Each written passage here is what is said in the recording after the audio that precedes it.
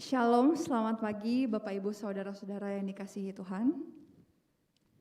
Tidak terasa sudah kembali lagi hari Minggu kita datang untuk bersekutu dengan Tuhan. Dan tidak terasa juga saat ini kita sudah memasuki minggu pertama Advent. Kembali lagi kita secara khusus mengingat akan pengharapan yang Tuhan berikan kepada setiap kita sebagai manusia yang berdosa ini. Oleh sebab itu saudara-saudara, dengan pengharapan yang Tuhan berikan kepada setiap kita, mari kita sama-sama datang ke hadirat Tuhan. Mari kita datang bersekutu dengannya. Mari kita persiapkan hati dan pikiran kita. Mari kita bersaat teduh.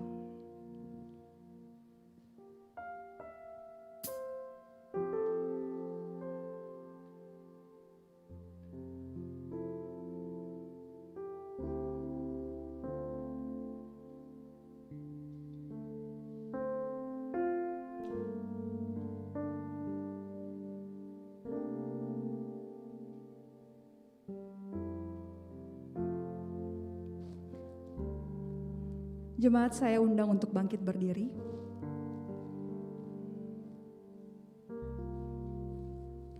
Ibadah kita pada pagi hari ini terlaksana karena pertolongan kita berasal dari Allah yang menciptakan langit, bumi, dan segala isinya. Turunlah kiranya di atas kita kasih karunia dan damai sejahtera dari Allah Bapa, Anak, dan Roh Kudus.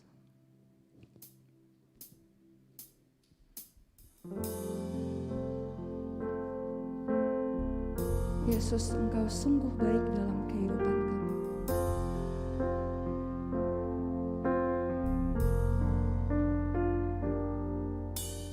Yesus, Kau sungguh baik.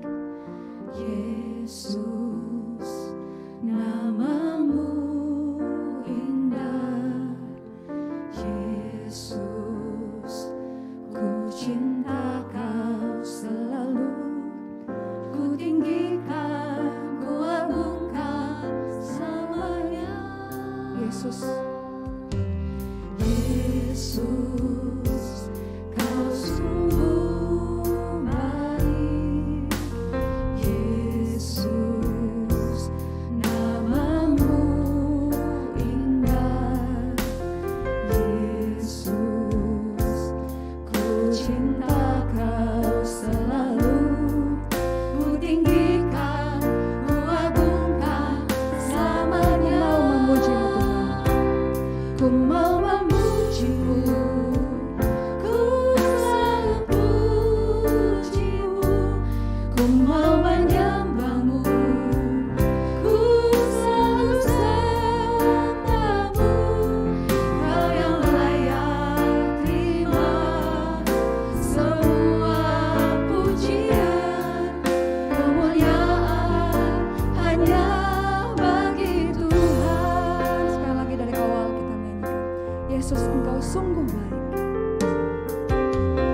Yesus, Kau sungguh baik.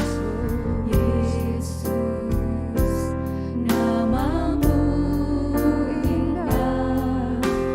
Yesus, ku cinta Kau selalu, ku tinggikan, ku agungkan selamanya. Ku mau memuji-Mu Tuhan, ku mau memuji-Mu, ku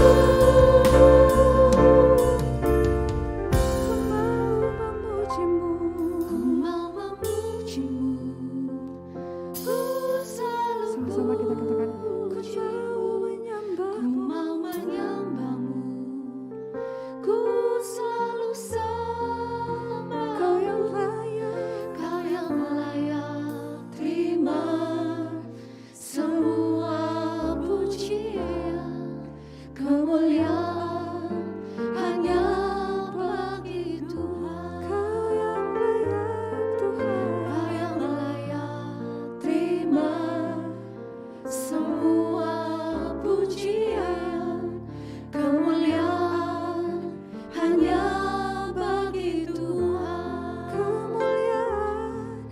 Kemuliaan hanya bagi Tuhan. Mari kita bersatu dalam doa. Tuhan, benar bahwa kemuliaan hanya bagi-Mu Tuhan. Kami adalah manusia-manusia yang berdosa, yang selalu menyakiti hati Tuhan. Tetapi karena kasih Tuhan yang begitu besar dalam kehidupan kami bisa datang kepada Tuhan, menikmati persekutuan dengan Tuhan, menikmati relasi dengan Tuhan yang maha besar. Terima kasih Tuhan untuk setiap kebaikan Tuhan di dalam kehidupan kami. Engkau sungguh sangat baik dalam kehidupan kami. Tuhan, kami menyerahkan ibadah kami pada pagi hari ini ke dalam tangan Tuhan. Dari awal, pertengahan hingga akhirnya. Kiranya semua yang kami berikan ini memuliakan nama Tuhan dan menyenangkan hati Tuhan. Tuhan kiranya menyertai ibadah kami. Di dalam nama Tuhan Yesus Kristus kami sudah berdoa dan kami mengucap syukur. Amin.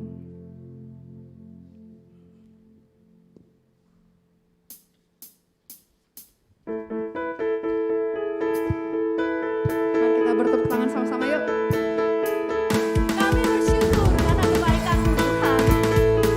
Kami memuji-Mu karena cinta-Mu Tuhan. Oleh karena itu ajar kami diam dekat di hati-Mu, menceritakan dan menikmati kasih. Ajarku berdiam Dekat di hati-Mu. dekat di hati-Mu. Di saat ku bermalu, temukan cinta-Mu. Di sana Kau menanti, untuk bawaku lari, bersekutu dalam damai yang sejati. Oh, ku nambah hadir-Mu. Oh, inilah rindu hidupku, hanya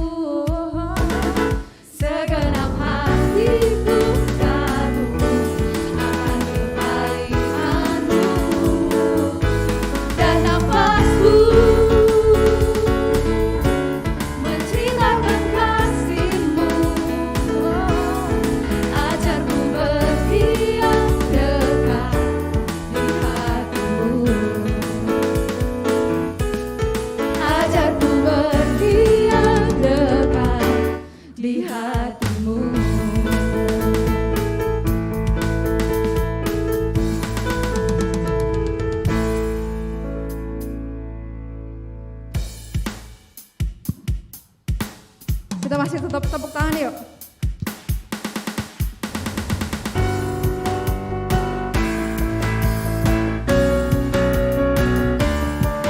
Mari kita mengagungkan namanya lebih lagi. Kita katakan Yesus, Engkau yang berkuasa. Hanya Kau satu alasan.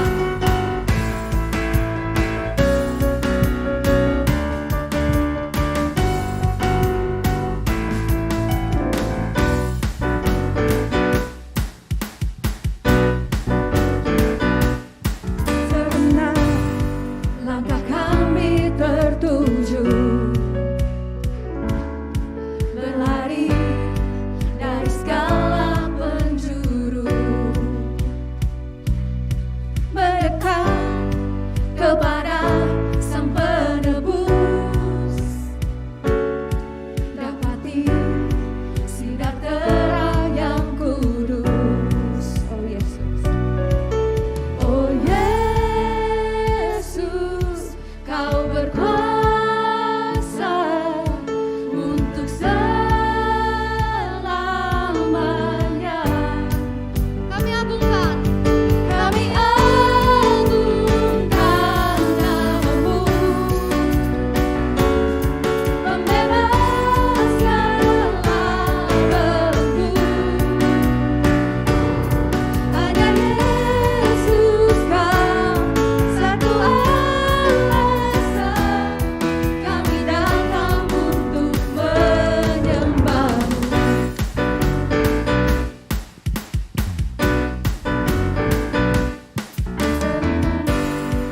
Ikatanlah terbuka, dan setiap dosa telah Kau hancurkan. Karena hanya Engkau Sang Penebus, sucikan dengan cahaya terang-Mu. Oh Yesus, Oh Yesus, Kau berkuasa untuk selamanya.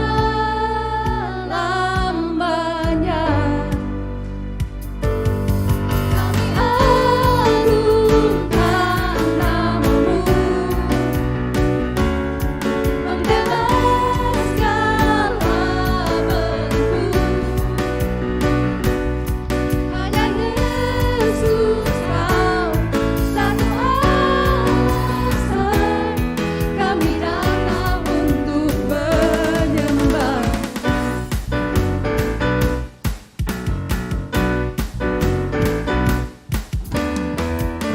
Kau Yesus Tuhan yang berkuasa, tiada yang lain,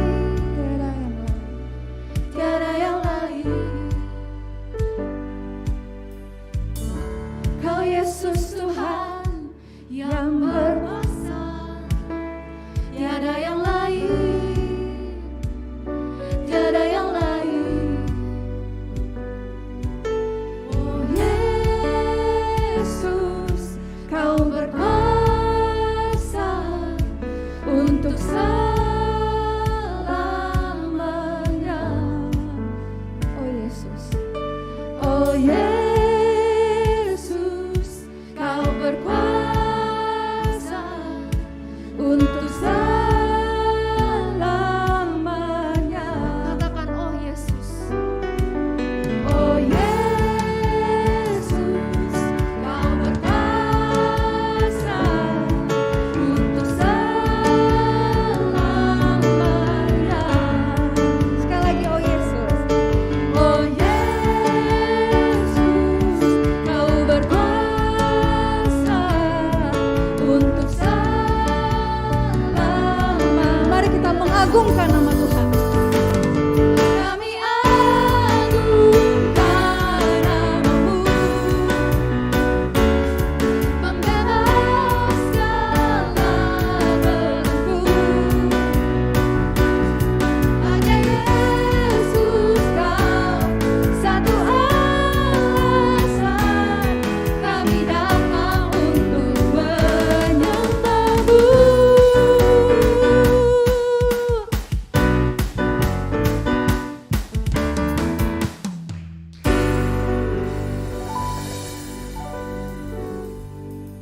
saudara sambil dengan sikap berdiri, mari kita bersama-sama mengikrarkan pengakuan iman rasuli yang berbunyi demikian. Aku percaya kepada Allah, Bapa yang Maha Kuasa, Khalik langit dan bumi, dan kepada Yesus Kristus, anaknya yang tunggal Tuhan kita, yang lahir dari Roh Kudus, lahir dari anak darah Maria, yang menderita sengsara di bawah pemerintahan Pontius Pilatus, disalibkan, mati dan dikuburkan, turun ke dalam kerajaan maut. Pada hari yang ketiga, bangkit pula dari antara orang mati, naik ke surga, duduk di sebelah kanan Allah, Bapa yang Maha Kuasa, dan dari sana Ia akan datang untuk menghakimi orang yang hidup dan yang mati. Aku percaya kepada Roh Kudus, gereja yang kudus dan am, persekutuan orang kudus, pengampunan dosa, kebangkitan tubuh, dan hidup yang kekal. Amin. Jemaat dipersilahkan duduk. Bapak Ibu Saudara, kita sangat bersyukur karena Tuhan kita itu luar biasa. Tuhan adalah sumber dari pengharapan kita. Kuasa Tuhan itu sanggup untuk memulihkan setiap luka di dalam hidup kita. Darah Yesus tercurah, sanggup untuk menyucikan setiap dosa-dosa kita, bahkan juga memulihkan kehidupan kita.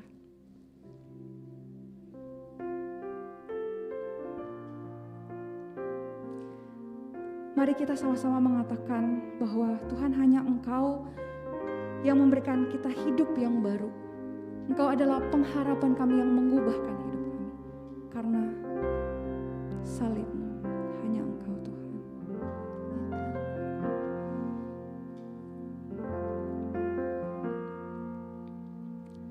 Hanya Kau Tuhan di hidupku. Kau berikan hidup yang baru.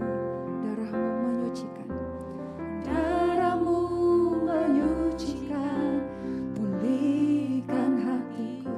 Engkau adalah segalanya Yesus, Kaulah segalanya. Kaulah sumber kekuatan, sumber pengharapan. Kuasa-Mu sanggup menyembuhkan. Jiwaku pun berserah hanya kepadamu. Yesus, Kaulah. Kita semua karena salib-Mu Tuhan.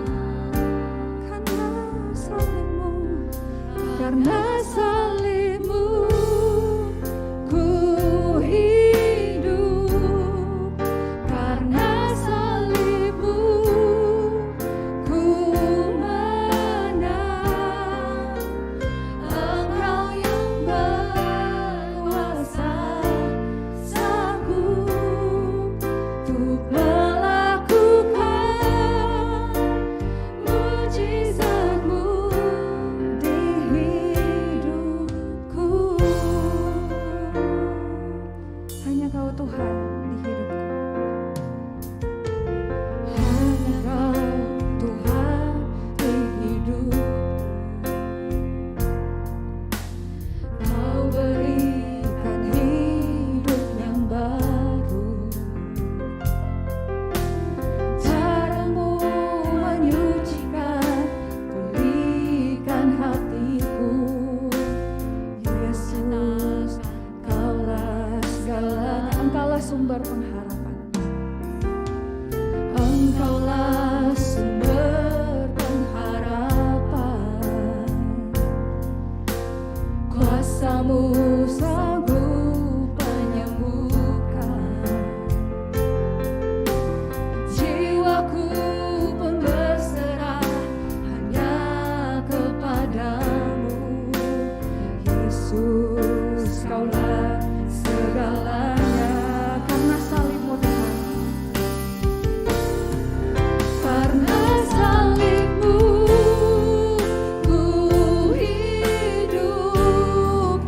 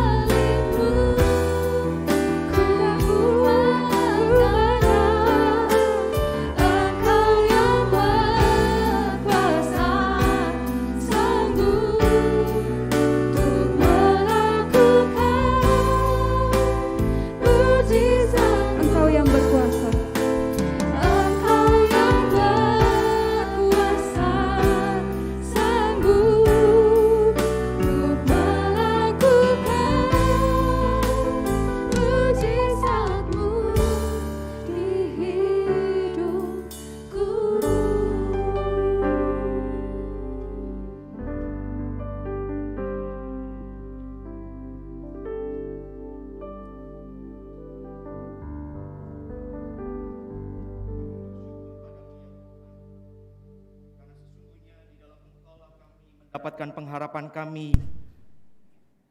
Di dalam Engkau-lah kami boleh menggantungkan masa depan kami. Bukan hanya untuk hari esok di dalam dunia yang sementara ini, tetapi lebih juga untuk ketika kami satu hari nanti akan meninggalkan dunia ini, berpindah kepada kekekalan. Maka Engkau-lah pengharapan kami yang sesungguh-sungguhnya. Dan kami bersyukur karena Engkau hadir di tengah-tengah kehidupan kami untuk memberikan pengharapan yang sempurna itu.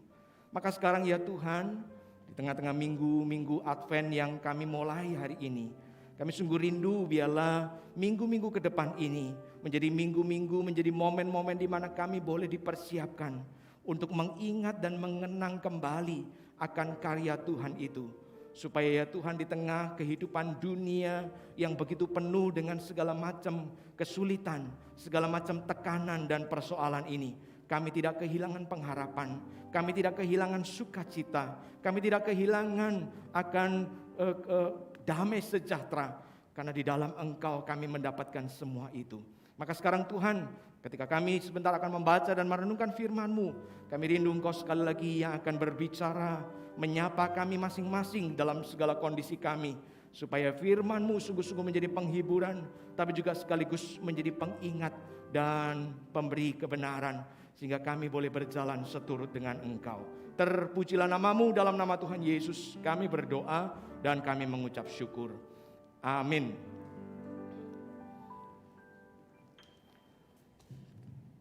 Terima kasih teman-teman yang telah memimpin kita dalam sesi pujian penyembahan. Saudara yang dikasih Tuhan, hari ini adalah minggu Advent yang pertama ya. Selama 4 minggu ke depan kita nanti akan mempersiapkan hati dan diri kita sebelum kita merayakan Natal, kehadiran Kristus di tengah-tengah dunia, tapi lebih dari itu di tengah-tengah hidup kita. Nah, minggu Advent pertama saya akan bicara soal pengharapan yang ada di dalam Tuhan. Nah, saudara, bicara soal pengharapan, saya percaya kita semua pasti tentu pernah punya yang namanya pengharapan. Kita berharap kepada seseorang, kita berharap sesuatu terjadi dalam hidup kita, khususnya sesuatu yang baik. Tapi pernahkah saudara bayangkan, atau pernahkah saudara bahkan mungkin mengalami, ketika saudara menaruh pengharapan kepada seseorang yang saudara harapkan untuk memberi pertolongan kepada saudara, tapi nyatanya orang itu kemudian gagal menjadi penolong saudara. Bahkan bukan sekedar gagal menolong, tapi bahkan kemudian mendatangkan yang namanya musibah, bencana atau penderitaan. Mungkin sebagian dari saudara pernah mengalaminya. 2 tahun yang lalu di Amerika, khususnya di negara bagian Ohio, ada seorang dokter yang kemudian dipecat dan didakwa untuk satu urusan yang serius. Dokter ini namanya William Hassel. Pada tahun 2019 dia dimajukan ke pengadilan untuk menerima dakwaan karena telah membunuh sedikitnya 25 pasiennya. Menurut penyelidikan bahkan diperkirakan angkanya lebih dari 25, lebih dari 35 bahkan. Nah saudara, selama 4 tahun terakhir sebelum pihak rumah sakit menemukan kejahatannya, lalu kemudian memecatnya dan mengajukannya ke meja hukum, dokter ini kemudian beroperasi dari ICU rumah sakit yang dia layani, tempat dia bekerja. Jadi rupanya dokter William Hassel ini belum diungkap apa motivasinya, apa latar belakangnya, tapi ia kemudian menyasar pasien-pasien yang menurut dia sudah tidak tertolong, pasien-pasien dengan sakit-sakit terminal begitu ya. Lalu kemudian dia suntikkan obat yang namanya fentanyl jauh melebihi dosis yang harusnya bisa diterima oleh seorang manusia, 500 mg, sehingga kemudian pasien-pasien ini lalu meninggal satu demi satu. Dan yang jelas bahwa ia melakukannya bukan karena atau atas persetujuan dari keluarga pasien. Jadi tidak tahu, sekali lagi, apakah karena ia berinteraksi dengan pasiennya, lalu pasiennya di tengah sakitnya lalu kemudian berkata, "Dok, suntik mati aja," misalnya seperti itu. Tidak jelas seperti itu. Tapi apapun, walaupun pasien-pasiennya melakukan permintaan seperti itu, si dokter ini dianggap sebetulnya tidak punya hak untuk melakukan suntikan mati itu. Makanya dia kemudian diajukan ke meja hukum dengan tuduhan awal 25 pembunuhan. Di hari pertama pembukaan sidang, Pihak penuntut umum berkata, sepanjang 22 tahun karir saya sebagai seorang penuntut umum, saya tidak pernah memberi tuntutan menghadapi seorang calon terdakwa dengan angka pembunuhan 25 jiwa. Baru kali ini. Saudara, sekali lagi, ketika kita berharap kepada seseorang, lalu kemudian orang itu bukannya mengabulkan harapan kita, memberikan pertolongan, memberikan sesuatu yang kita butuhkan, sesuatu yang baik, tapi justru kemudian yang terjadi malah sebaliknya. Sungguh saya percaya itulah yang namanya kekecewaan besar terjadi. Nah, hari ini di minggu Advent pertama ini tentu saja kita bicara soal pengharapan, tentu pengharapan di dalam Kristus. Tapi saya ingin mengajak saudara kemudian membandingkan, mengkontraskan Kristus sang anak manusia ini dengan seorang manusia yang lain, ya, yang memang pada masa-masa ini saya membaca kitab ini, ya. Saya ingin mengajak saudara membuka dari kitab 1 Samuel, saudara-saudara. Masih melanjutkan dari 1 Samuel, saya ingin mengajak saudara untuk membandingkan dengan kehidupan seorang manusia yang gagal. Ketika ia diharapkan untuk menjadi penolong bagi bangsanya, tapi ternyata kemudian dia gagal. Itu sebabnya saya memberi judul khotbah saya hari ini Fallen Savior, juru selamat, penolong, penyelamat yang gagal. Ya, saya mengajak saudara membaca beberapa bagian. Nah, ketika saya bicara soal tokoh ini, yaitu Raja Saul, saya akan membaginya dalam 2 bagian yang akan saya bahas. Yang pertama adalah saya akan mengajak saudara memperhatikan awal ketika Raja Saul ini kemudian dipilih, diurapi, dan diangkat menjadi raja. Lalu kemudian nanti bagian kedua adalah ketika ia mengalami masa-masa kegagalannya. Mari kita buka kitab 1 Samuel pasal yang ke-9 terlebih dahulu. 1 Samuel pasal yang ke-9, saya akan membacakan beberapa ayat. Yang pertama sampai yang ketiga terlebih dahulu. Ada seorang dari daerah Benyamin, namanya Kish bin Abiel bin Seror bin Bechorat bin Afia, seorang suku Benyamin, seorang yang berada. Orang ini ada anaknya laki-laki, namanya Saul, seorang muda yang elok rupanya. Tidak ada seorang pun dari antara orang Israel yang lebih elok daripadanya. Dari bahu ke atas dia lebih tinggi daripada setiap orang sebangsanya. Kish, ayah Saul itu kehilangan keledai-keledai betinanya. Sebab itu berkatalah Kish kepada Saul anaknya, ambillah salah seorang bujang, bersiaplah, dan pergilah mencari keledai-keledai itu. Maka sekarang mari kita lanjutkan ke ayat yang ke-20 dan 21. Adapun keledai-keledaimu yang telah hilang 3 hari lamanya sampai sekarang, janganlah engkau khawatir, sebab telah diketemukan. Tetapi siapakah yang memiliki segala yang diingini orang Israel?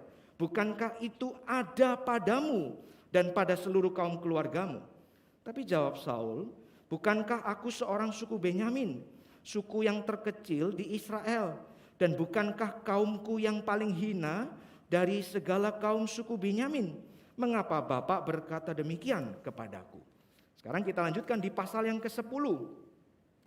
Kita langsung ke ayat yang ke-21 atau mulai ayat ke-20. Lalu Samuel menyuruh segala suku Israel tampil ke muka, maka didapati suku Benyamin.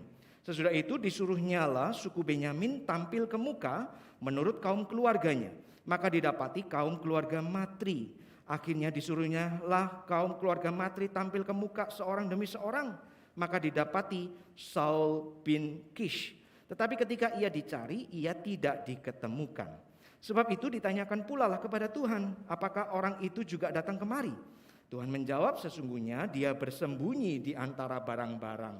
Berlarilah orang ke sana dan mengambilnya dari sana. Dan ketika ia berdiri di tengah-tengah orang-orang sebangsanya, ternyata ia dari bahu ke atas lebih tinggi daripada setiap orang sebangsanya. Dan Samuel berkata kepada seluruh bangsa itu, kamu lihatkah orang yang dipilih Tuhan itu? Sebab tidak ada seorang pun yang sama seperti dia di antara seluruh bangsa itu. Lalu bersoraklah seluruh bangsa itu, demikian hidup raja. Nah saudara, saya ingin mengajak saudara membaca satu ayat lagi, kembali ke ayat pasal yang ke-9, ayat yang ke-16. Inilah kehendak Tuhan bagi Saul. Besok kira-kira waktu ini aku akan menyuruh kepadamu seorang laki-laki dari tanah Benyamin. Engkau akan mengurapi dia menjadi raja atas umatku Israel. Dan ia akan menyelamatkan umatku dari tangan orang Filistin. Sebab aku telah memperhatikan sengsara umatku itu. Karena teriakannya telah sampai kepadaku. Sampai di sana firman Tuhan. Jadi sekali lagi bagian awal ini adalah saya ingin mengajak saudara untuk sekilas melihat mengoverview perjalanan hidup Saul sebelum ia kemudian dipilih menjadi raja Israel yang pertama. Jadi Saul ini adalah bagian dari suku Benyamin, salah satu suku dari 12 suku Israel. Oke. Nah, Saul dilahirkan hidup sebagai seorang muda tepat pada zaman di mana ketika orang Israel sudah bosan untuk diperintah Tuhan secara langsung. Jadi sejak zaman Musa, orang Israel, bangsa Israel dipimpin keluar dari Mesir, itu di bawah pimpinan Nabi Tuhan, di bawah pimpinan para imam. Terus menerus sampai pada satu masa setelah mereka masuk di tanah Kanaan menjalani kehidupan, mereka merasa bosan kalau terus menerus Tuhan itu langsung memimpin kehidupan mereka lewat para hambanya. Maka mereka kemudian mengutarakan kepada Tuhan lewat Nabi Samuel, pilihkan seorang raja bagi kami. Nah saat itulah Saul ada menjalani kehidupan.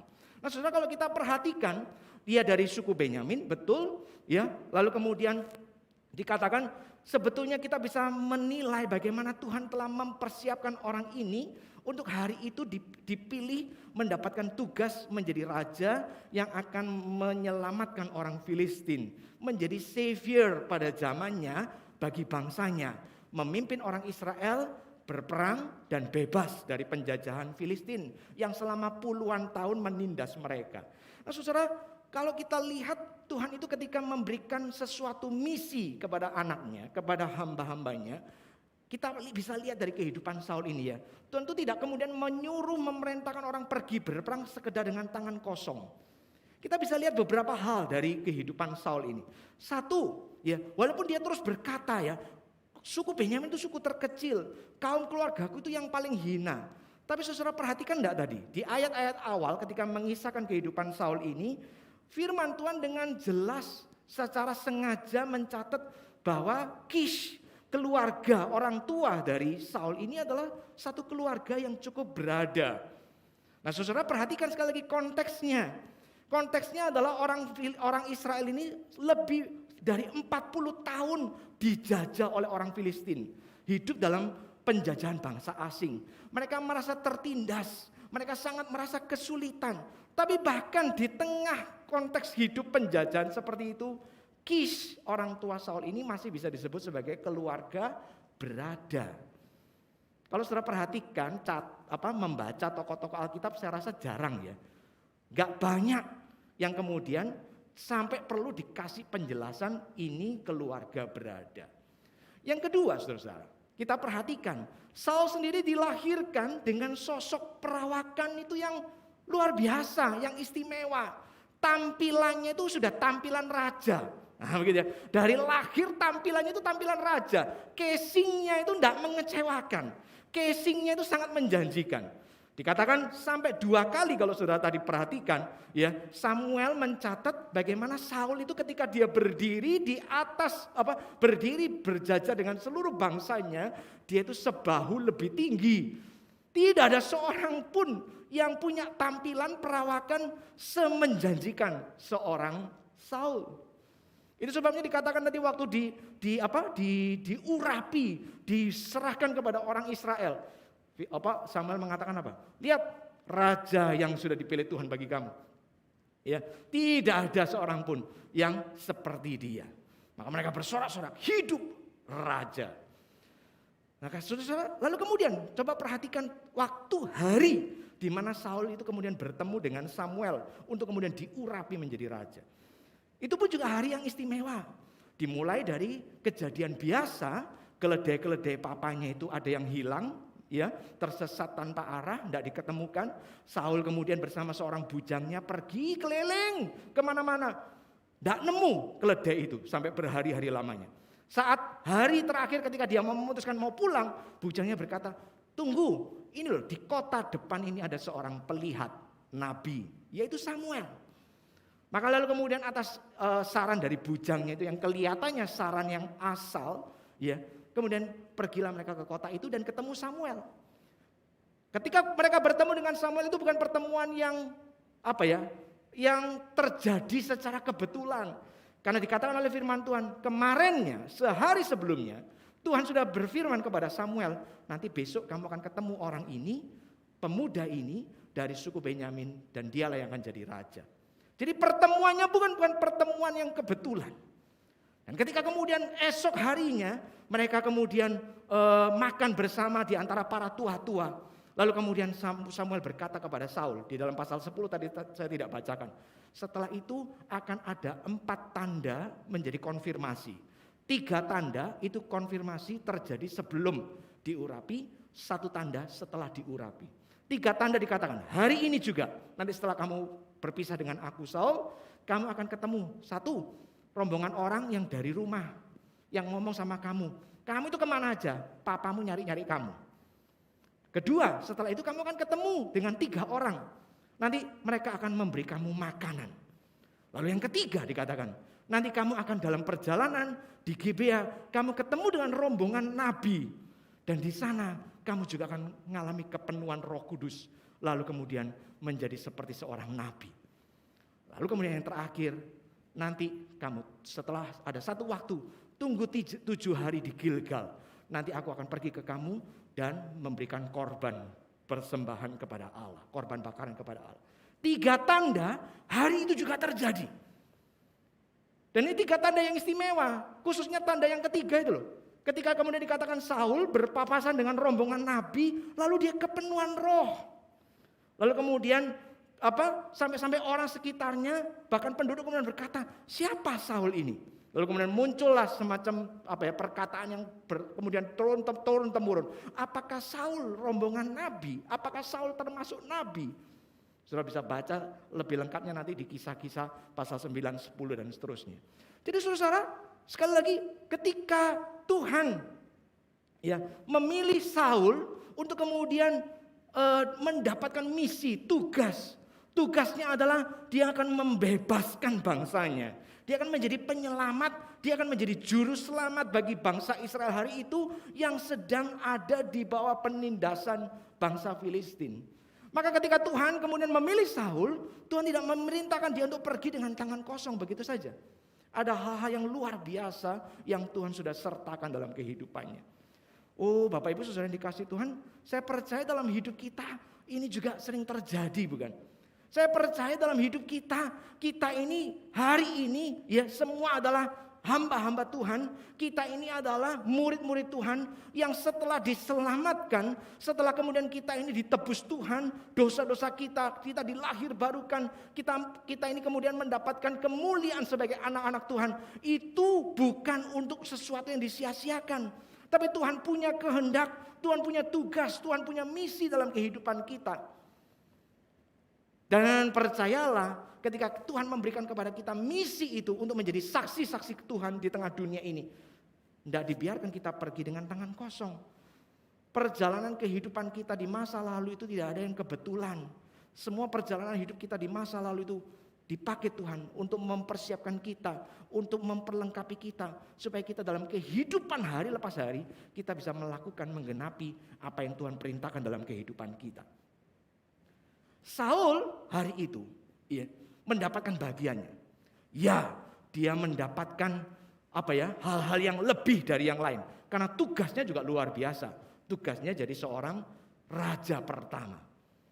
Tapi sayang sekali saudara, kalau kemudian kita perhatikan Saul yang sudah diberi banyak hal yang luar biasa seperti ini, tapi kemudian akhirnya tidak berhasil, gagal untuk kemudian menggenapi misi Allah. Dia menjadi fallen savior bagi bangsanya. Dia bukan memimpin bangsa Israel untuk kemudian mengalami kebebasan, mengalami kemenangan. Dia tidak memimpin orang Israel untuk kemudian hidup dalam kesetiaan kepada Tuhan. Tapi dia justru memimpin Israel ke arah yang sebaliknya.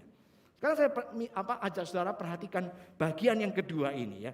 Mari kita perhatikan mulai dari pasal 13, nanti kemudian juga pasal 15. Pasal 13 adalah peristiwa pertama kegagalan seorang Saul menjadi penyelamat bagi bangsanya. Saya akan membacakan mulai ayat yang ke-5. Pasal 13 ayat yang ke-5. Adapun orang Filistin telah berkumpul untuk berperang melawan orang Israel dengan 3.000 kereta, 6.000 orang pasukan berkuda, dan pasukan berjalan kaki sebanyak pasir di tepi laut. Mereka bergerak maju dan berkemah di Mikmas di sebelah timur Bet Awen. Ketika dilihat orang-orang Israel bahwa mereka terjepit sebab rakyat memang terdesak, maka larilah rakyat bersembunyi di gua, Keluk Batu, Bukit Batu, Liang Batu, dan Perigi. Malah ada orang Ibrani yang menyeberang arungan sungai Yordan menuju tanah Gad dan Gilead. Sedang Saul masih di Gilgal dan seluruh rakyat mengikutinya dengan gemetar. Dia menunggu 7 hari lamanya sampai waktu yang ditentukan Samuel. Tapi ketika Samuel tidak datang ke Gilgal, mulailah rakyat itu berserak-serak meninggalkan dia. Sebab itu Saul berkata, bawalah kepadaku korban bakaran dan korban keselamatan itu. Lalu ia mempersembahkan korban bakaran. Baru saja ia habis mempersembahkan korban bakaran, maka tampaklah Samuel datang.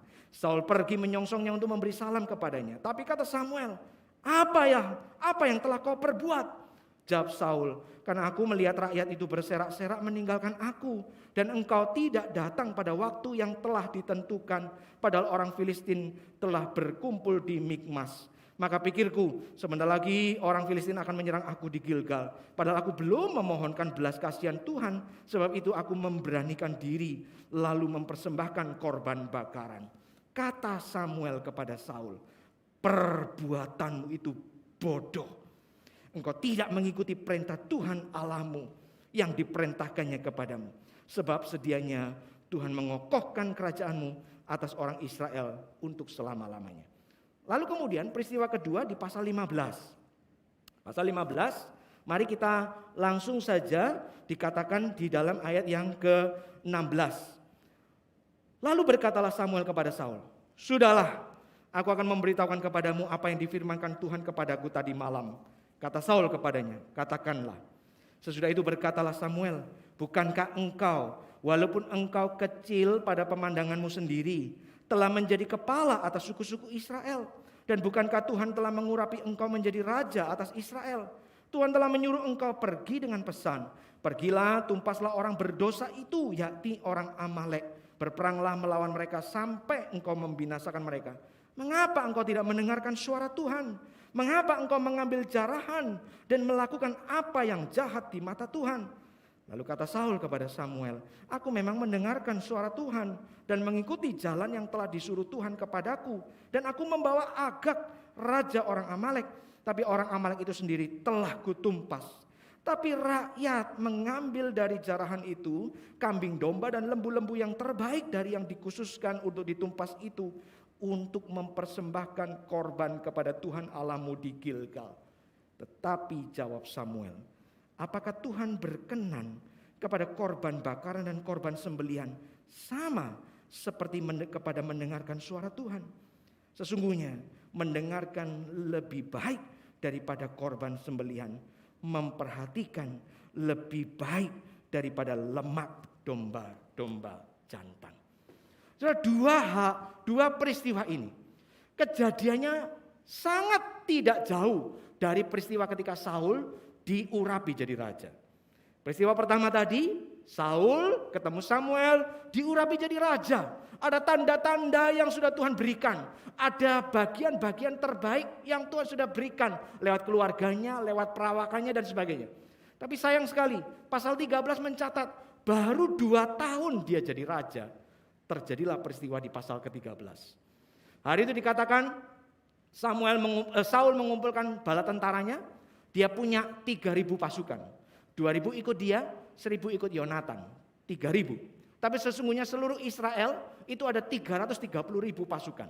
Nah, yang jelas adalah hari itu ketika kemudian orang Filistin mendengar bagaimana Yonatan menyerang sebagian dari pasukan Filistin, lalu mereka bergerak maju, mau perang langsung terbuka dengan Israel pimpinan Saul.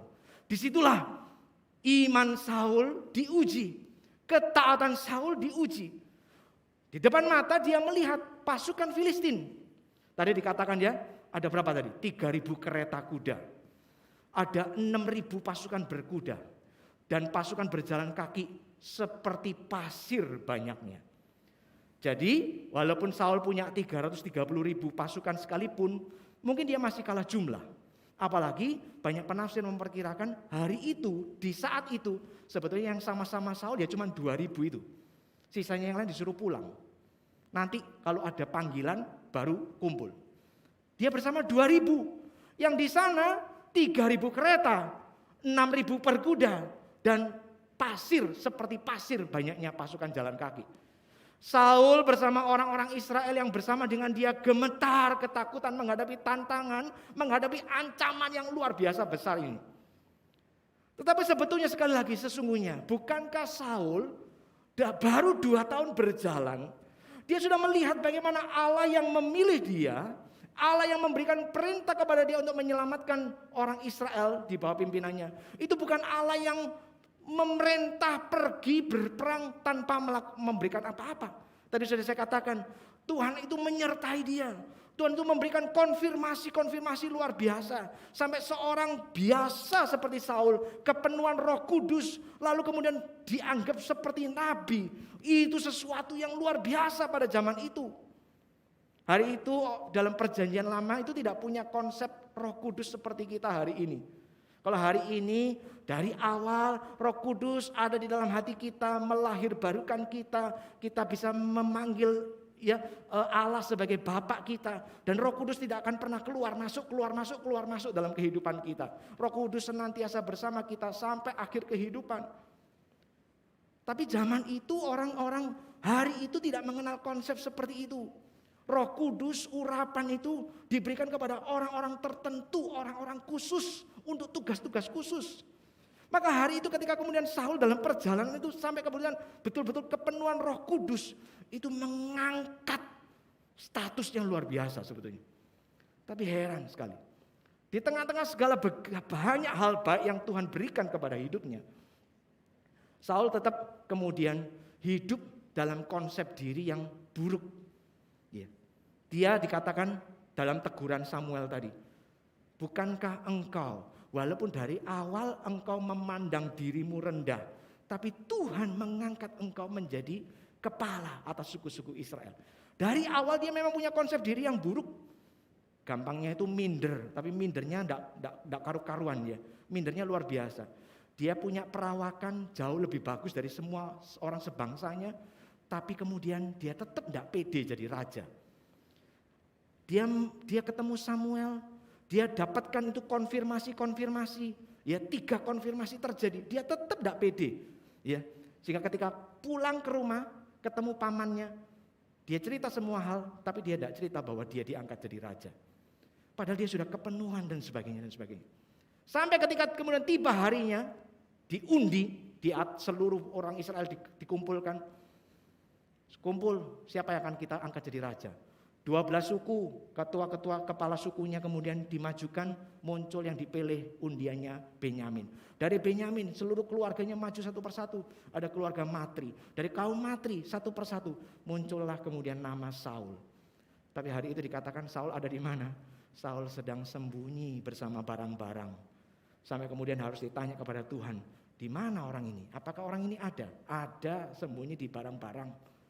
Pergilah orang ke sana, temu, dibawa, lalu kemudian nah ini loh jadi raja. Nah konsep diri yang rusak ini, ya, dia tidak percaya diri. Saudara tidak percaya diri itu betul sebetulnya. Kenapa? Karena apa yang bisa kita percaya dari diri kita ini? Diri kita ini sebagus apapun, sebaik apapun tetap adalah orang berdosa kok. Tapi yang salah dari Saul adalah ketika dia tidak percaya diri, dia tidak memandang kepada Tuhan yang telah memilih dia.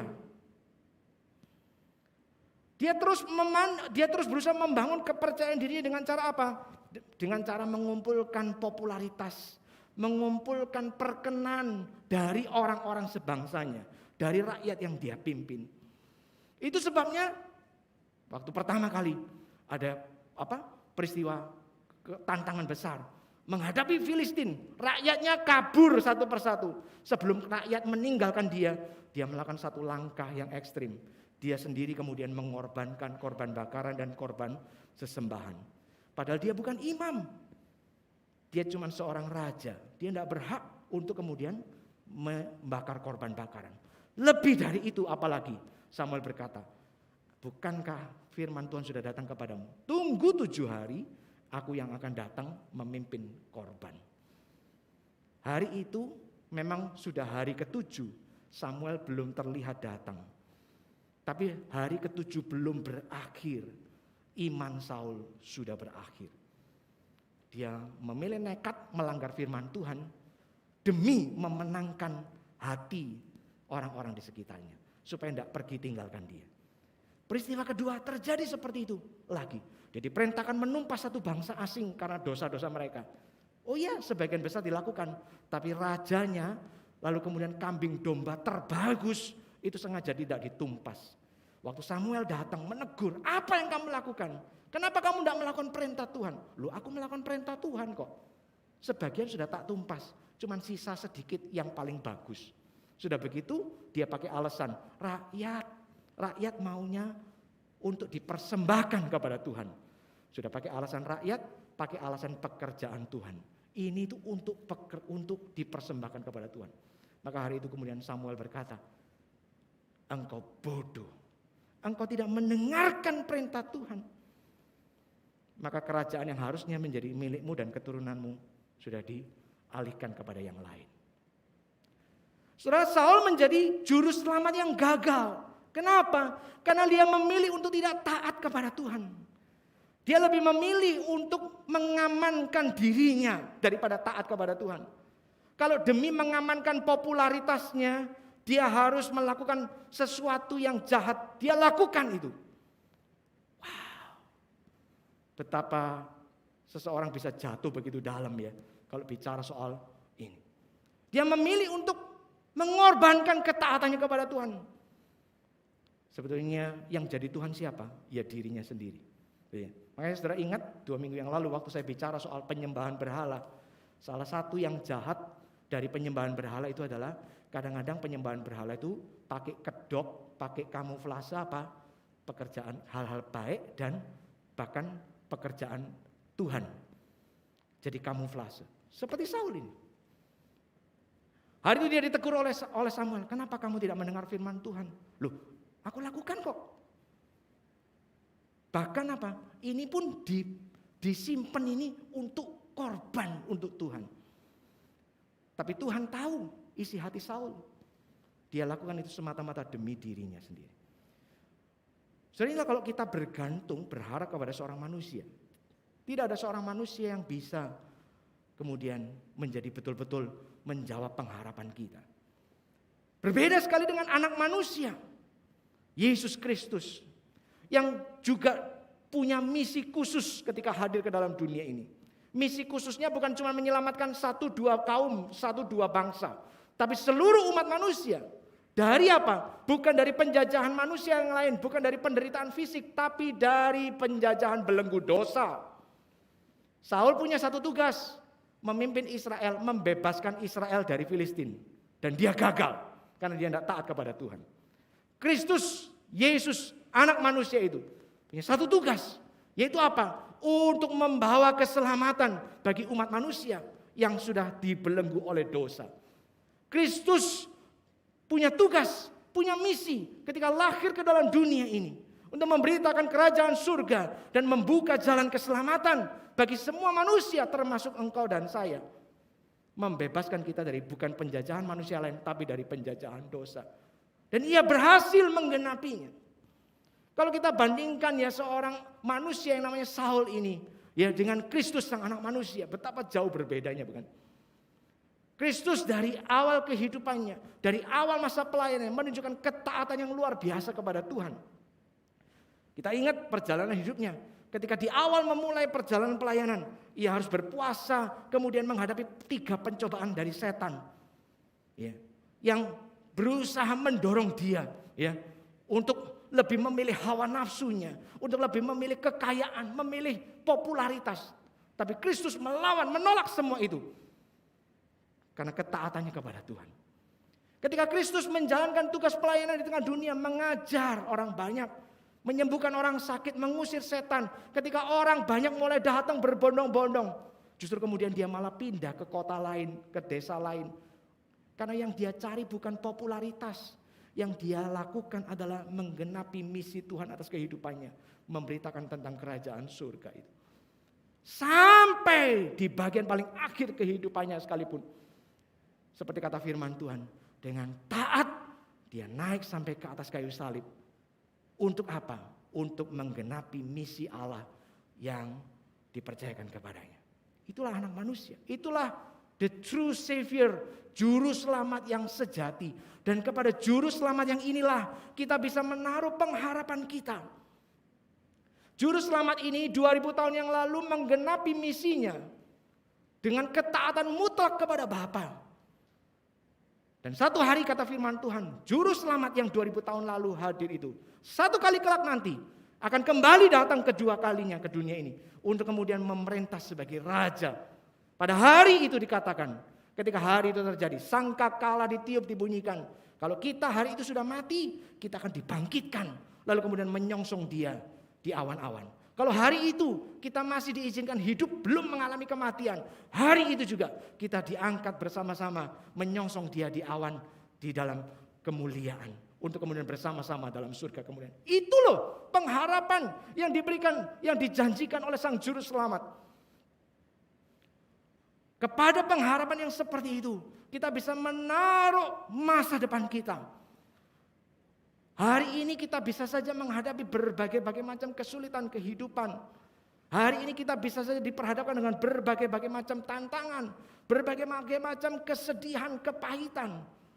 Tapi sesungguhnya kekuatan kita adalah ketika kita tetap berpegang kepada Sang Juru Selamat yang jadi pengharapan itu. Bayangkan, saya membayangkan ya, kalau saya hidup sebagai salah satu dari orang Israel hari itu. Di hari inaugurasi pelantikan, saya mungkin ikut bersorak-sorai. Hidup raja! Kenapa? Karena di depan mata saya ngelihat, wah tampilannya keren ini. Ini benar-benar casing raja. Wah, ini nggak malu-maluin. Kalau kemudian perang sama kerajaan lain, ini nggak malu-maluin. Luar biasa. Keluarganya bagus. Apalagi yang saya dengar sampai kepenuhan Roh Kudus. Wah, luar biasa. Tapi bayangkan, baru jalan 2 tahun setelah itu yang terjadi adalah tetap tidak mengalami kemenangan melawan Filistin. Bahkan sang raja sendiri terperosok, jatuh, melanggar salah satu hal yang paling krusial. Yaitu apa? Melakukan sesuatu yang bukan bagiannya. Sampai kemudian ditolak sebagai raja. Wah, itu harapan yang tadinya besar, itu kayak keropok disiram air ya. Psst. Kayak itu apa? Makanan gulali ya. Gulali itu yang berbulu-bulu itu lalu kemudian disiram air. Psst. Langsung kempes. Awalnya menjanjikan tapi mengecewakan. Tapi beda sekali. Kristus bukanlah sosok manusia yang seperti itu. Di dalam Kristus kita bisa menaruh harapan kita.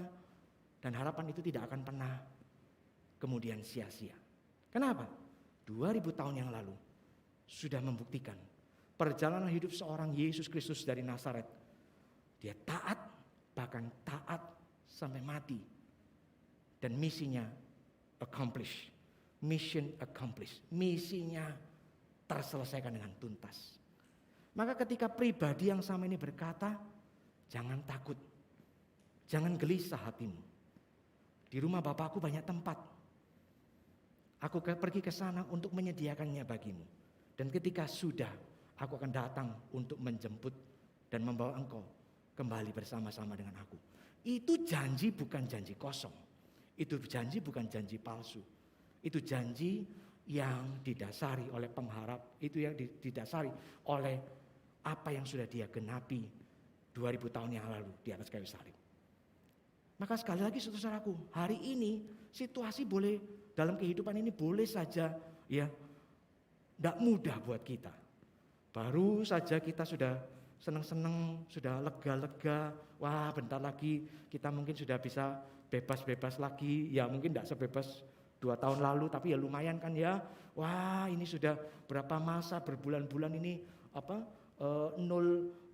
nol pasien atau nol, kemudian pasiennya nggak nambah-nambah banyak-banyak. Nanti kemudian berapa hari yang lalu muncul lagi ya, Omikron katanya ya. Lalu kata netizen, nanti sebentar lagi muncul varian baru juga, Omigot katanya ya. Wah, kenapa? Terus sih ganteng-entek ini ya. Varian yang satu muncul, lalu kemudian hampir menghilang, ganti varian yang baru. Ya. Seorang yang lain mengatakan kalau zaman dulu ada ungkapan, apa yang tidak membunuhmu itu akan membuatmu jadi kuat.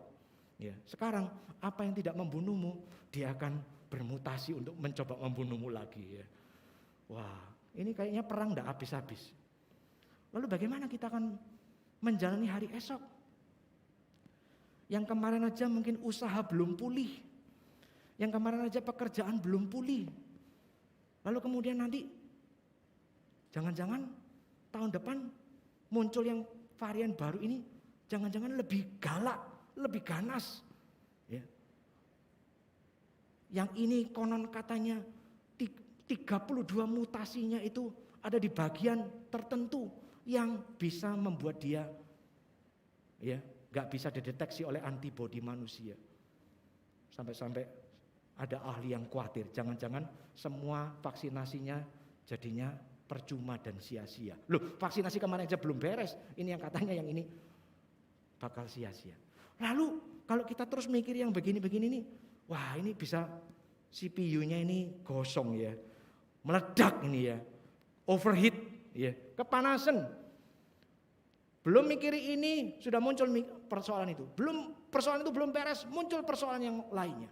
Yang ini belum diselesaikan, yang satu lagi sudah mengintai di depan pintu.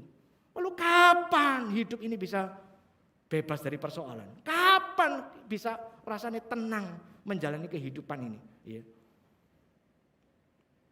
Tidak akan pernah terjadi. Kalau kita hanya melihat kepada diri kita atau orang-orang di sekitar kita sebagai pengharapan, sebagai sumber jawaban. Tidak akan pernah. Satu masa belum berakhir, akan muncul masa penderitaan yang berikutnya. Dan itu akan terus terjadi. Tapi itu semua menjadi bisa dijalani, menjadi bisa dihadapi. Kalau kita menghadapinya, menjalaninya bersama Sang Juru Selamat. Yang sudah menjanjikan pengharapan yang terbaik, yang sempurna itu dalam kehidupan kita. Maka hari ini ketika kita menjalani minggu Advent pertama ini, ya, saya ingin nanti saudara pulang, ya. Ini kan 1 minggu ke depan, minggu depan baru minggu Advent kedua. 1 minggu ini, coba renungkan, coba tanya pada dirimu sendiri, ya. Apa yang kau harapkan dalam kehidupanmu? Apa yang paling kau harapkan dalam kehidupanmu? Ya. Kau berharap kaya? Kau berharap apa? Sukses? Kau berharap apa? Tidak pernah sakit? Kau berharap apa? Apapun. Ya. Pertanyaannya, engkau berharap kepada siapa? Engkau berharap kepada apa? Karena pengharapan-pengharapan itu sesungguhnya ya tidak akan pernah menjamin masa depan kita. Hanya ada satu yang sungguh-sungguh bisa kita pegang dan bersamanya kita bisa menatap hari esok itu dengan penuh keberanian. Ketika Kristus itu ada dan berjalan bersama dengan kita. Pernah enggak punya pengharapan? Tuhan, aku berharap aku bisa lebih dekat dengan Engkau. Aku berharap aku bisa makin merasakan kehadiran-Mu itu dalam kehidupanku. Seperti Elia merasakan kehadiran Tuhan di angin sepoi-sepoi. Aku pengen di dalam setiap hari kehidupanku, bangun pagi, beraktivitas, entah sekolah, kuliah, kerja, berumah tangga, apapun. Lalu kemudian sampai di penghujung hari malam ketika aku mau beristirahat, aku berharap aku bisa makin merasakan kehadiran-Mu itu dalam kehidupanku. Aku berharap ketika persoalan-persoalan, tantangan-tantangan itu mungkin datang silih berganti, aku berharap aku tetap bisa berpegang pada Engkau yang adalah juru selamatku. Itulah pengharapan-pengharapan yang tidak akan pernah mengecewakan. Saul is a fallen savior, but not Christ. Saul boleh jadi juru selamat gagal, tapi tidak dengan Kristus. 2000 tahun lalu ia sudah mission accomplished, menggenapi misinya. Sekarang kita dalam perjalanan waktu menunggu satu hari nanti, hari terakhir ketika dia datang kembali ke dunia, menjadi raja atas alam semesta. Mari kita jalani hidup ini dengan memandang kepada hari itu. Mari kita masuk dalam doa, saudaraku.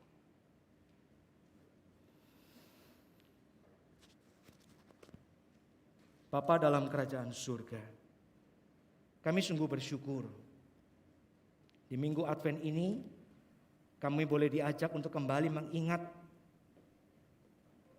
bahwa sesungguhnya kami tidak pernah dibiarkan berjalan sendirian. Sesungguhnya ketika Tuhan menyelamatkan kami, ketika Tuhan menebus dosa-dosa kami, ketika Tuhan membebaskan kami dari belenggu dosa yang telah membelenggu kami begitu lama, sesungguhnya Tuhan juga telah memberikan pengharapan yang sempurna bagi masa depan kami. Oh ya, hidup kami memang tidak lepas dari kesulitan di dunia ini. Hidup kami memang masih tidak bebas dari persoalan, dari penderitaan, dari air mata, dari jeritan hati, kepahitan. Hal-hal itu masih bisa kami alami. Hal-hal itu masih bisa kami rasakan. Karena ya, memang kami sedang hidup di dalam dunia yang jauh dari sempurna. Dunia yang sudah rusak oleh dosa. Dunia yang dipenuhi oleh kejahatan manusia. Tapi sesungguhnya Tuhan, kami tidak mau hidup kami hanya diisi dengan kesedihan, hanya diisi dengan kekhawatiran, hanya diisi dengan ketakutan, kecemasan, kegelisahan. Karena sesungguhnya Tuhan telah menganugerahkan juga Kristus, Sang Juru Selamat dalam kehidupan kami. Dan itu berarti kami punya pengharapan yang teramat besar, pengharapan yang mulia, bahwa kami tidak pernah dibiarkan sendirian. Ada Immanuel yang akan senantiasa bersama-sama dengan kami, mengarungi perjalanan hidup kami di dunia yang sementara ini, sampai ketika harinya tiba, kami berjumpa muka dengan Engkau di rumah Bapa yang kekal, untuk kemudian menikmati persekutuan yang mulia selama-lamanya. Tuhan, kami memohon biarlah pengharapan ini yang akan terus memberi penghiburan kepada kami. Tiap kali kami mulai takut, tiap kali kami mulai khawatir, tiap kali kami mulai merasa susah, kami rindu kiranya pengharapan itulah yang kembali menguatkan kami. Pengharapan itulah yang akan kembali meneguhkan kami. Terima kasih Tuhan, terima kasih. Kami akan terus berdoa memohon pertolongan Tuhan bagi negeri ini, bagi bangsa ini. Kami bersyukur untuk setiap kemajuan yang sudah boleh dicapai sampai hari ini. Kami bersyukur, tapi kami juga bersama-sama mau membawa kecemasan kami kepada Tuhan. Ketika para ahli di dunia mulai menemukan mutasi virus yang baru, yang bahkan konon bisa lebih ganas, yang bahkan bisa menembus antibodi ataupun vaksin atau apapun juga. Kami mau membawa kecemasan itu kepada Tuhan, karena kami tahu bahwa sesungguhnya di dalam alam semesta ini tetap ada satu tangan yang berdaulat penuh dan berkuasa penuh, yaitu tangan Tuhan sendiri, Sang Pencipta, Sang Khalik atas alam semesta. Kami membawa negeri ini ke dalam tangan Tuhan, memohon belas kasihan Tuhan supaya sekiranya boleh, biarlah semua ancaman itu tidak terjadi, semua kekhawatiran itu tidak terjadi. Kami rindu kami bisa memasuki tahun yang baru nanti dengan pertolongan dan penyertaan Tuhan bersama dengan kami, yang kiranya menolong kami untuk berjalan makin maju dalam perjalanan hidup kami, baik sebagai pribadi ataupun sebagai warga bangsa ini. Kami membawa bangsa ini, kiranya Tuhan menjauhkannya dari segala malapetaka dan mara bahaya. Kami membawa hidup kami sendiri ke dalam tangan Tuhan. Mohon Tuhan terus memimpin kami, menolong kami, supaya kami menjadi pribadi-pribadi yang boleh hidup makin dekat dengan Tuhan. Menjadi pribadi-pribadi yang seperti Kristus, yang taat, belajar melangkah dalam ketaatan kepada Bapa. Dengan begitu kami menggenapi misi kami di dunia. Kami tahu ini bukan perkara mudah, karena itu kami mohon pertolongan Tuhan. Ada banyak tantangan, ada banyak godaan, tapi kami mau berjalan, berjuang bersama dengan Tuhan. Terima kasih, hamba-Mu ini berdoa bagi segenap umat-Mu, baik yang hari ini hadir dalam ruangan ini, ataupun mereka-mereka yang hadir secara virtual lewat media internet. Tuhan mohon pertolongan-Mu bagi mereka semua yang sedang bergumul, yang sedang berduka, yang sedang bersusah hati mengingat persoalan-persoalan hidupnya, yang sedang berjuang dengan sakit penyakitnya. Kami mohon pertolongan-Mu bersama. Berikanlah mereka kekuatan, berikanlah mereka penghiburan dan damai sejahtera dalam Tuhan. Iman mereka boleh tetap diangkat bersama dengan Tuhan. Ada pengharapan bahwa penderitaan itu tidak akan terus untuk selama-lamanya. Satu kali penderitaan itu akan dilepaskan. Berdoa bagi segenap saudara-saudara ini, bagi segenap jemaat Tuhan yang terus bergumul memikirkan hari esoknya, dengan kondisi pekerjaan, dengan kondisi keuangan yang tidak mudah. Mohon Tuhan memberi pertolongan, memberi jalan keluar. Bagi mereka-mereka yang sedang bergumul untuk memutuskan satu dua keputusan penting dalam hidup mereka, mungkin dalam relasinya, mungkin dalam masa depan studinya, atau apapun juga. Tuhan, kiranya Engkau memberi kekuatan dan pertolongan, supaya hikmat dan damai sejahtera Tuhan sendirilah yang memberikan pimpinan. Terima kasih Bapak, terima kasih. Kami membawa diri kami sebagai satu komunitas umat Allah, sebagai gereja Tuhan. Biarlah Engkau yang memimpin dan menolong kami untuk terus berjalan, menggenapi, mentaati firman Tuhan, supaya kehadiran kami di muka bumi ini boleh menjadi berkat bagi sesama. Terima kasih, kami serahkan perjalanan menjelang akhir tahun. Tuhan memberkati, Tuhan menolong, sehingga kami boleh mengakhiri tahun ini di dalam anugerah Tuhan. Terpuji-pujilah Engkau, di dalam nama Tuhan Yesus Kristus, pengharapan sejati kami, Juru Selamat yang hidup, kami berdoa. Amin. Mari kita berdiri bersama-sama mengakhiri ibadah ini. Kemuliaan bagi Tuhan.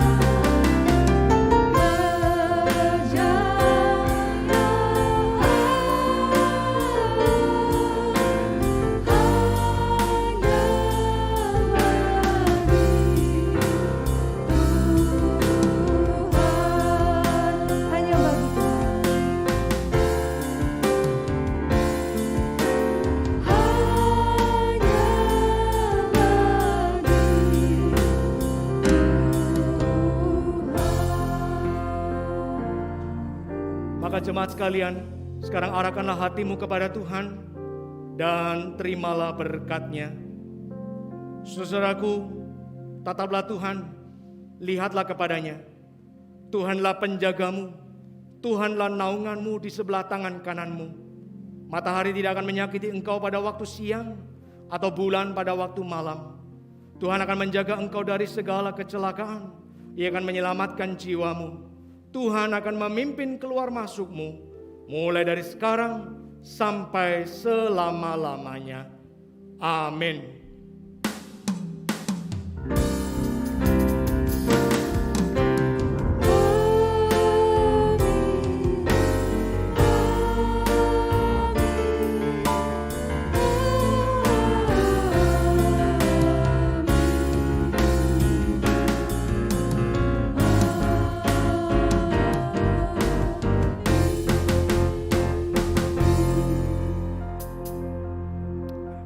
Silakan duduk saudara, silakan mengambil doa teduh.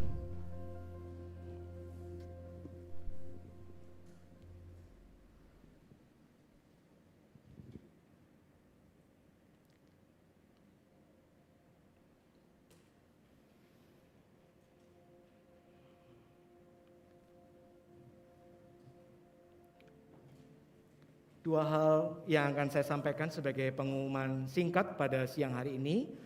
Yang pertama adalah saudara, karena masih banyak juga yang menanyakan.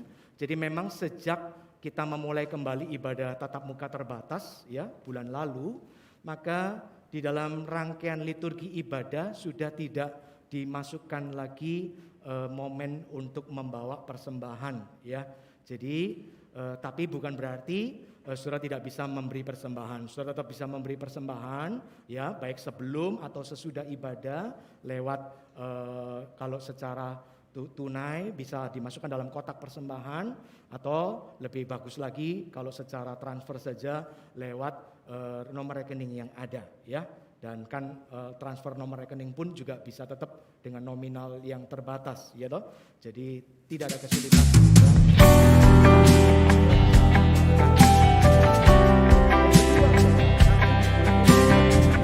Tanggal 12 kita akan menyelenggarakan dalam ibadah kita baptisan kudus dan kemudian disambung dengan perjamuan kudus ya. Jadi tanggal 12 itu nanti ada 3 orang yang akan menerima, yang satu lagi masih sedang mengatur waktu apakah dimungkinkan hari itu hadir atau tidak karena ada di luar kota ya. Jadi mohon doakan mereka supaya ini menjadi momen pertumbuhan rohani buat mereka. Demikian, mari kita persiapkan hati kita masing-masing nanti pada waktunya bagi saudara yang sudah dibaptis dan sudah CD untuk diundang semeja perjamuan dengan Tuhan. Demikian informasi hari ini. Selamat hari Minggu. Tuhan memberkati saudara.